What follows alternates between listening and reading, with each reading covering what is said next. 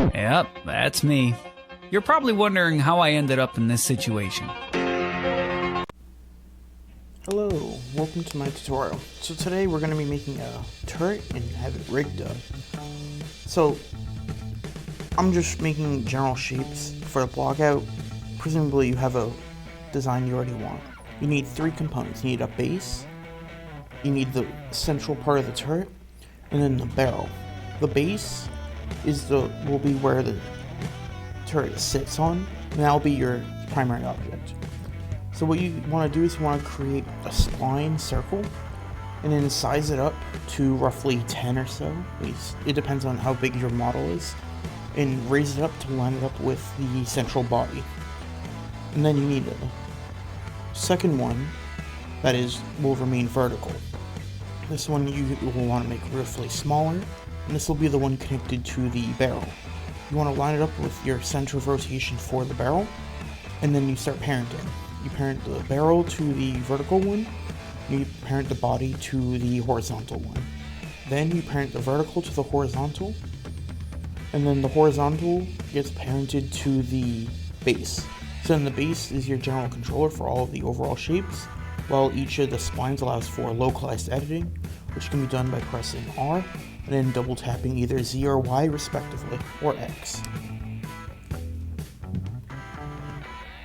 And so then when you want to animate it, which is what this is primarily for, all you have to do is set a keyframe for the initial rotation, and then you rotate it at the endpoint and you save your second keyframe.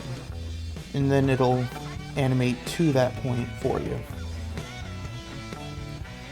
Technically you don't need the rotation splines, but it makes it easier to control and manage compared to if you were going to do it without. And it gives you better control over centers of rotation than if you were going to do it without. So here you have a quick animation where the turret rotates and the barrel turns up.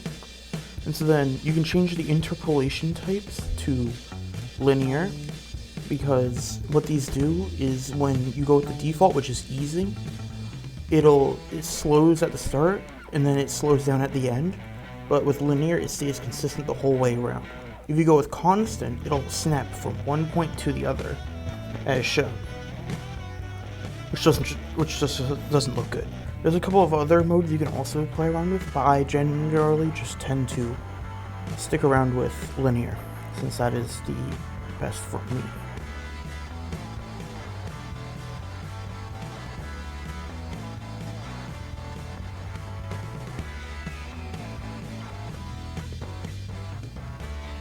And that's it. You have a rigged model, you have the basics of keyframe animation, and thanks for watching.